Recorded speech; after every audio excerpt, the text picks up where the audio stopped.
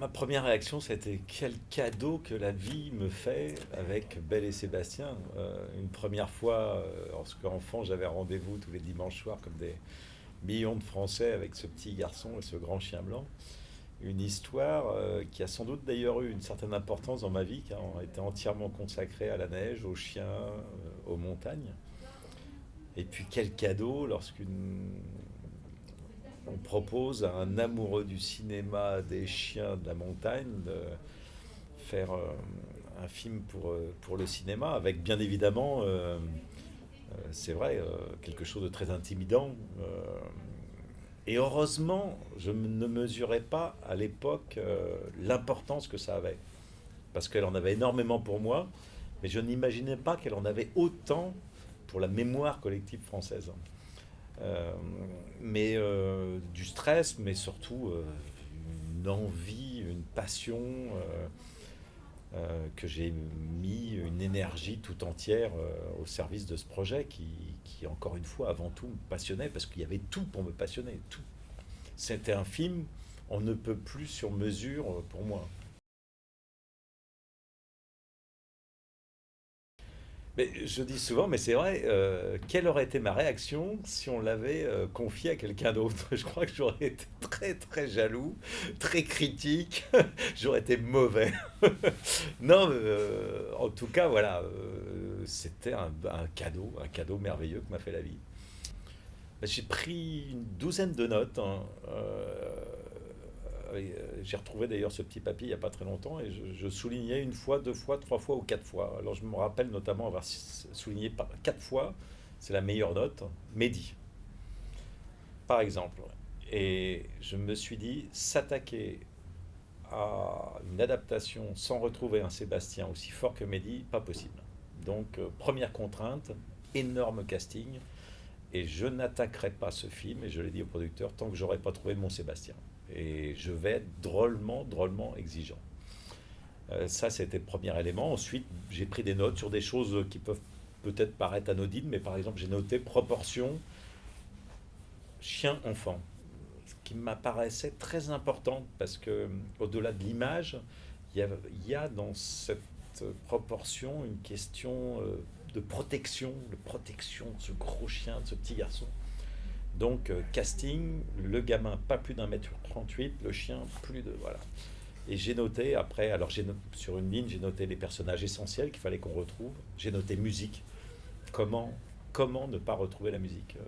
Voilà, j'ai essayé de faire une soupe. Et je trouve que l'image est bonne, la soupe de notre grand-mère. Je voulais qu'on retrouve dans la soupe de notre grand-mère, la soupe Belle et Sébastien, les ingrédients.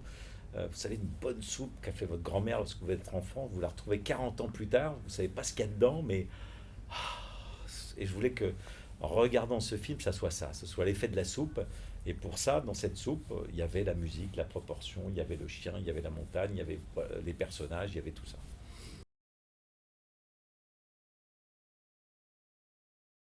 Au bout d'une dizaine de jours, après les premiers tours de manivelle, lorsqu'on a commencé à enquiller et à voir rentrer quelques séquences difficiles, euh, ensuite, l'incertitude était de savoir s'il allait pouvoir tenir jusqu'au bout, sachant combien reposait sur ses épaules pour un petit garçon de 7 ans et demi, quelque chose d'énorme, quoi. Le rôle principal d'un film comme celui-ci. Je crois que ce qui a beaucoup joué aussi et compté dans ce film, c'est l'affection qui s'est construite entre lui et moi, qui est réelle, qui était réciproque et qui, avec le recul, m'apparaît comme très importante, parce que ça nous a permis de nous parler, ce qui n'est pas forcément évident avec un enfant. Autant on peut comprendre que je sois devenu très copain avec Tchéky, ce qui est le cas.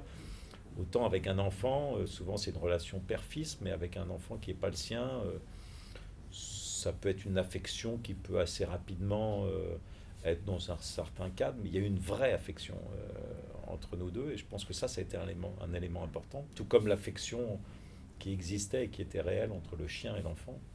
Et finalement, dans ce film, il y a eu vraiment beaucoup de coups de chance qui ont fait que, par exemple, je tenais absolument à ce que Mehdi fasse partie de cette histoire. Autant j'ai choisi Félix, Tchéky et les comédiens, autant Mehdi aurait pu se révéler 40 ans plus tard être un sombre idiot, amer, Enfin bon, j'avais aucune idée de ce qu'était Mehdi, et il se trouve que ça a été quelqu'un que je considère être une belle personne avec lequel voilà, j'ai plaisir aujourd'hui à être, à me retrouver. J'irai vraisemblablement passer une semaine de vacances chez lui à Biarritz. Voilà, donc voilà, ce film, et autour de ce film, il y a eu des coups de chance qui sont, en l'occurrence, notamment cette affection réciproque qui a existé entre Félix et moi et qui, avec le recul, m'apparaît comme avoir été très importante pour que Félix puisse continuer sur ce rythme qu'il a pris aussitôt au début, avec une grande justesse dans le jeu, sachant que la plupart des enfants, pour pas dire 99% des enfants, ont tendance, lorsqu'on leur demande de jouer la comédie, ont tendance à surjouer, à en faire des tonnes. Et Félix est dans une subtilité de jeu époustouflante et qui a époustouflé des grands comédiens tels que Tchéky Cario et autres.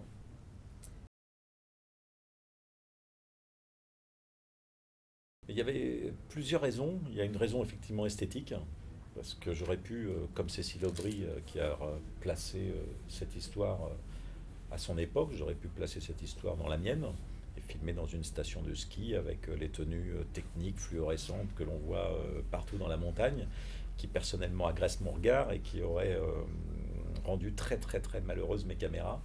J'avais envie de ces couleurs, de ces matières, le cuir, le bois, la toile, de ces sons, de cet univers qui se marie, je trouve, admirablement bien avec celui de la montagne, avec ce petit village de pierre et de lauze qui compose des images qui sont absolument somptueuses et qui nous font regretter cette folie qui a été la nôtre d'avoir transformé ces montagnes telles qu'on les a dans certains endroits transformées. Ce choix esthétique répondait aussi à une envie de ma part de renouer avec ce qui, à mon avis, est la soupe de notre grand-mère. C'est le parfum Belle et Sébastien, c'est autrefois, c'est une époque où ça sentait bon le feu de bois dans la cheminée. Donc je voulais aussi qu'on retrouve cela. Et effectivement, ça a aussi servi la dramaturgie de l'histoire avec les deux co-scénaristes avec lesquels j'ai travaillé. Nous nous sommes nourris et nous nous sommes servis de cette époque pour pouvoir aussi renouer avec quelque chose qui était très important dans la série, qui était cette notion de passage qui était dans la série des contrebandiers. Euh, c'est ici des clandestins juifs qui cherchent à quitter la zone occupée de la France. Et puis c'était aussi un petit peu rendre hommage à ces gens de la montagne qui ont été des grands résistants, qui ont souvent œuvré dans l'ombre, parce que ce sont des personnes qui n'ont pas besoin de lumière pour s'exprimer, et qui, à l'inverse de ce que l'on voit aujourd'hui dans le monde politique et autres, parlent peu mais agissent. Vous savez, en montagne, tu es ce que tu fais, tu n'es pas ce que tu dis. Et ça, c'est, je crois, d'emblée posé dans le film, avec le grand-père qui balance son petit gamin dans le vide en lui donnant les indications strictement minimum et nécessaires. Et donc voilà, c'est tous ces ingrédients-là qui m'ont fait choisir aussi cette période et qui ont, je l'espère, servi le film.